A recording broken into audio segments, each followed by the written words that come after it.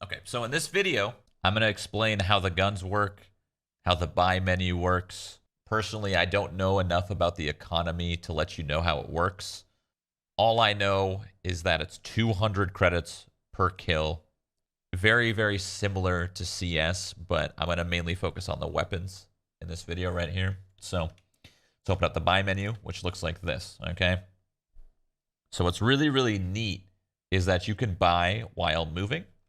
So you can move around. This buy menu is always active. So that's super cool. On the left-hand side, it has let's buy, I have extra credits, and let's save. So you could pretty much communicate to your team without a microphone saying like, hey, let's save this round. Let me buy you a weapon, or let's fully buy everything, right? If you hover over a weapon, it has right click, which is want, and that'll notify the team that you want to buy this weapon. Okay, but you can't afford it. On the left-hand side here, it'll show a little emblem with the weapon, and you can click buy. So you could buy it for your team from anywhere on the map during buy phase, right? So that's really, really neat because, I don't know, it keeps it more engaging, more mobile. It's not like Counter-Strike where you're just standing still and everyone's buying and has to communicate in 15 seconds. The 40-second buy phase is fun. Actually, you know, you're strategizing. You have more time to buy each other weapons, think about strategies. It's really, really cool. They have light shields and heavy shields. They both block 50% of damage taken. The heavy shield absorbs 50 damage, and the light shield absorbs 25. I don't like the inconsistency of two different armors. I would much rather have no armor and only heavy shield. That would be my personal preference, but in this current build, this is how it is. I don't know if any of that will change. Maybe it will. Who knows?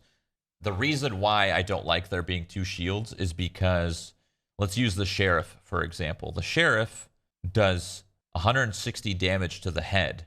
So that means if they are no shields, it'll one-shot to the head. If they're light shields, it'll one-shot to the head. But if they're heavy shield, it will not one-shot to the head. Now, of course, it depends on the distance as well, because distances are a factor. Some weapons have a fall off. If you look on the right-hand side, the Sheriff does 55 to the body, 160 to the head, 47 to the leg from 0 to 30 meters. And then there's another bar under that, which is 50, 145, 43, but that's 30 to 50 meters. I don't like how much inconsistency is created between all the armors and not knowing how many bullets it will take to kill somebody, depending on what armor they have. You know, it creates a little bit more inconsistency, but you never know. That's subject to change, right? It very well could. Now, talking about the weapons, you get full statistics on every single weapon when you hover over it, which is really, really important when it comes to learning.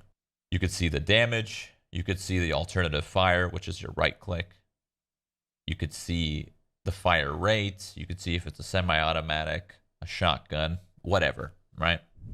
Okay, so this pistol, the classic pistol that you spawn with every round, is kind of pretty basic. Doesn't do a lot of damage. 26 body, 78 head, 22 legs, and that's as close as you can get. Magazine count of 12, and doesn't really penetrate walls. It has an alternative fire, which is a 3-round burst. Most guns have an alternative fire, which is a right click, and that right click will change what the gun does. So left click, pretty simple. Standard. Right click. Close range burst. Very, very useful. Can do a lot of damage in one shot. The shorty, 200 credits. Very, very cheap. Most effective close range. It doesn't have an alternative fire. So you want to use this if you're playing a really, really close angle, because it's not going to do very much from far away. As you can see, the spread is really, really huge. So personally, I'm not a fan of this weapon unless my team is saving. So I can just hold a really, really tight angle and pray for one frag, and that's it.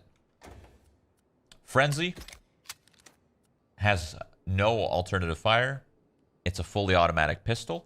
It does a decent bit of damage, so it's very, very good on a save round. 13 bullets in a magazine, so you could kind of spray it like so. Granted, it's very hard to control. Most effective close range, like most pistols are. Reminds me of the CZ in Counter-Strike. Ghost does 105 damage in the head when close range. This gun reminds me of the USP suppressed in Counter-Strike because of how silent it is. It's not very loud. The enemy team cannot really hear where it's coming from, right? When they're getting hit.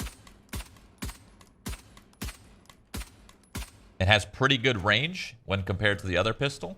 105 to 30 meters. 88 damage to the head from 30 to 50. That's pretty effective. Now the big boy is the Sheriff. The Sheriff is like the Deagle in Counter-Strike. It'll one-shot headshot most people unless they're too far away or if they have heavy armor, right? If they're too far away and they have heavy armor, it's not going to happen. That's what I was talking about, how I don't really like that mechanic. But, you know, it is what it is.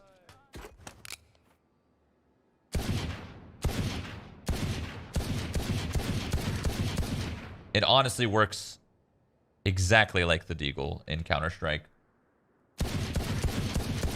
The faster you shoot it, the more inaccurate it is. Slower taps is definitely where it's at. It also has a very high wall penetration, so you can shoot through most walls. A good thing to note when it comes to shooting through walls, this game has really, really cool indicators. So, that being said, if the wall has this sort of small hole and white, it kind of has like a white dust effect. You see how it kind of white puff of smoke? That means it's actually going through. So you can actually shoot through that wall, right? This is a perfect example. It's slightly going through. This indicates that it's going through. You know, it's got like these holes, right? Now, if you can't penetrate something, so let's swap to the classic pistol. If you can't penetrate something, it has those orange sparks. So if you ever see these orange sparks, and it looks more like a dent, right? A little dent in the wall. That actually means it is not going through the wall. So you can shoot this bench again. And that means it's going through. You see the white puff of smoke. You see the black little hole. It's going through. These are the SMGs. Shoots really, really fast. 18 rounds a second. Pretty crazy. Very, very quick. It has a zoom alternative fire, which does a 4-round burst. Kind of lowers the spread. It can't really shoot through walls, though. So this is how fast it shoots. Super, super quick, right? But if you right-click it, it's a little bit more controlled. So you could use it more at range. Kind of cool. This is more of like a very light credit gun, you know? Maybe if you know the team doesn't have a lot of money.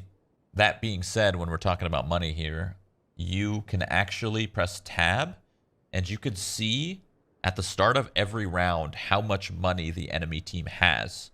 You can't see if they spend it or, you know, you can't see if you choose to spend it, but you could see that they have, you know, 3,000, 4,000, whatever, right? Let's go to the Spectre. Another SMG. It shoots a little slower. Has a zoom mode with a slight spread reduction, but it slows the rate of fire. This is my go-to weapon when I'm low on money because it's still really, really good even against armored opponents. And it can shoot through walls, medium walls, the penetration. Pretty easy to control. You can always right-click, makes it more accurate. One thing to note, the difference between right-click and left-click. When you left-click, that's how the recoil control works. It does its own thing, but when you right-click, the crosshair actually goes exactly where the bullet's going. So it looks like this. So it has like this cool little style, right? If you're somebody who prefers controlling recoil by putting your crosshair on the person, right-clicking most guns might be the way of playing for you. Crouching does decrease the recoil. Makes it easier to shoot. The shotguns are interesting in this game. So we have We have Bucky, which is a very, very good shotgun. It's a pump shotgun. Left click is pretty standard. Right click is an air burst, which extends the first shot, so you can use it at a better range. So it looks more like this. That's left click. That's right click. So it kind of lessens the spread. So if you need to do more of a precise shot, right click, left click. So you could do a much tighter spread when you right click the gun. So it's kind of like a versatile weapon. It only costs 900 credits. It's not that bad. The Judge. This is a fully automatic shotgun. The spread gets bigger the more you shoot, right? Personally, this is not really my style. I feel like I kind of suck with it, but I've seen some crazy clips from people playing this weekend and pulling off some crazy plays with this thing. So maybe I just got to give it more of a shot, you know? So now we're moving to the rifles. The Bulldog. Primary fire, fully automatic. Alternative fire, 3-round burst. 116 to the head, medium wall penetration. This is more of like your budget rifle. Still very effective. It won't one-shot to the head. It'll probably two-shot, but still good. Looks like this. And then right-click.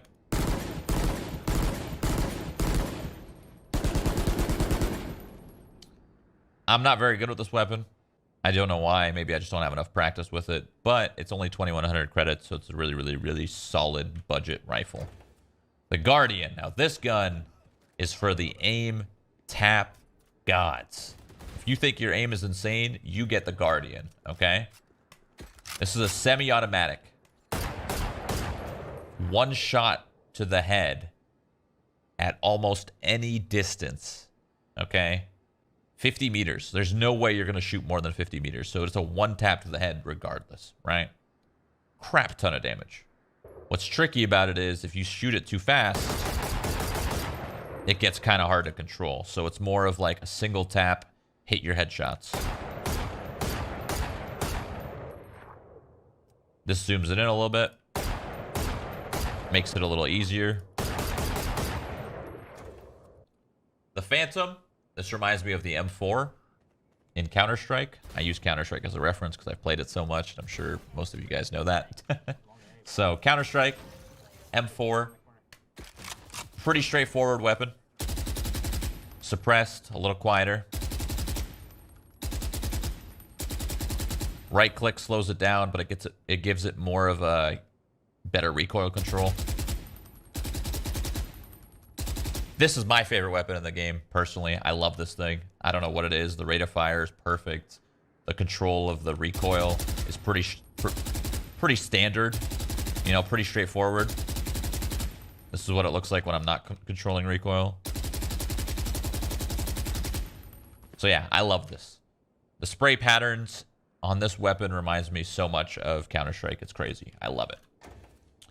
The Vandal. This Vandal reminds me of the AK in Counter-Strike. It can one-tap headshot most people unless they're wearing heavy shields.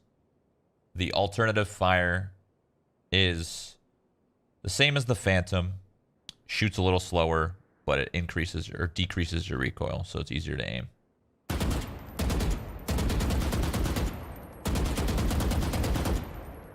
This is a very good weapon to shoot in bursts. Using it fully automatic is very, very difficult. I like to burst or tap with this weapon, personally. The Marshal. Marshal is like a scout in Counter-Strike. It doesn't one-shot in the body unless they don't have armor. If they don't have armor, it will one-shot in the body. It'll always one-shot in the head, no matter what, armor or not. It has a very, very, very good hip fire. So if you're just shooting with your crosshair, not with your scope, it actually is very, very accurate and actually could shoot a lot faster. So if you want to get more shots in, it shoots pretty fast. And this is what it shoots like when you're scoped.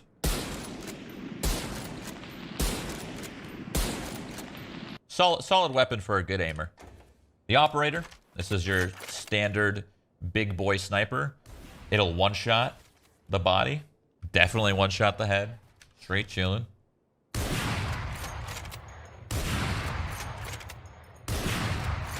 Pretty standard. 2 zooms. Its wall penetration is insanely high, so you can shoot through just the thickest wall. Like this, easy. This is going through easy. You know, it's coming out the other end. Look at how thick this wall is, you know? Now, this is where the game is a little more interesting. They're trying to incorporate every gun being super, super useful. So this is the heavy class, and these are the LMGs. So this is the Ares. LMGs actually increase in rate of fire over time the more you shoot them. And they have a very, very good multiplier when you're crouched. So they're way more accurate when you're crouched when compared to other weapons. So this is kind of what it looks like not controlling recoil, not crouched. So it starts to pick up in the speed, right? You can also aim it like this. Shoots a little slower, but they're really, really trying to make these weapons useful, LMGs, because they have a lot of high magazine count. They do good damage. They shoot really fast, and their wall penetration is really high. So you can actually shoot through this wall. So that was me crouching. That modifier, when you're crouched, look at how much easier it is. I'm not going to control recoil. When compared to standing up. So these things are really, really good. Stationary, hold crouch, and hold mouse 1. Shoot through walls. You know? And then the Odin. This is a big freaking boy. Okay, this hits hard. This has high magazine count. Has a high wall penetration. This thing is scary if used correctly. This is what it looks like when you're standing. Really, really hard to control, but does a crazy amount of damage. This is what it looks like when you're crouched.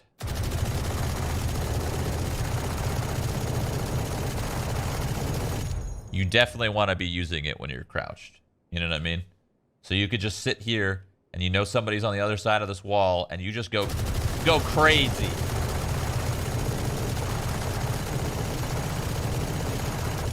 All of those bullets went through that wall with ease.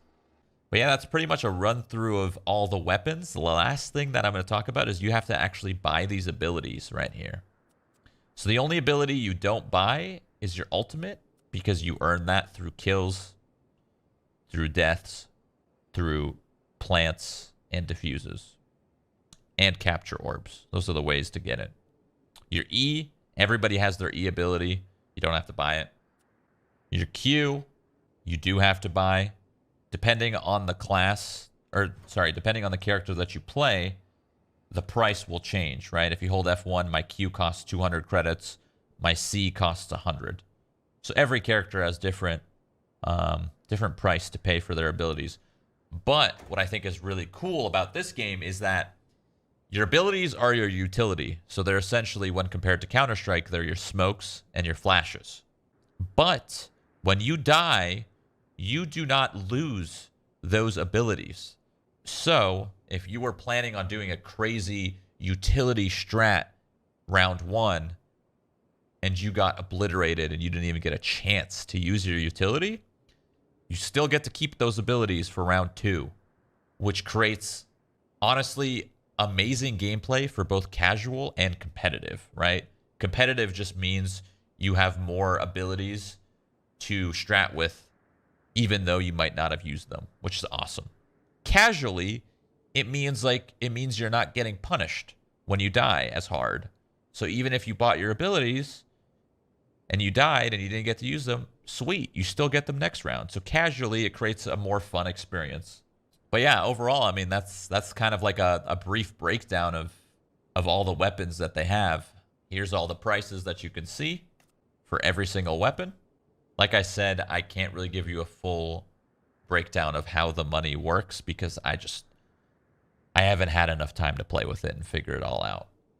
And stuff is always subject to change. They change stuff very, very quick in this game. The balance and everything just might not be there yet. So who knows? but this is how it is right now, and this is what I'm giving you. So hopefully this is helpful to anyone who's watching. Thank you, guys.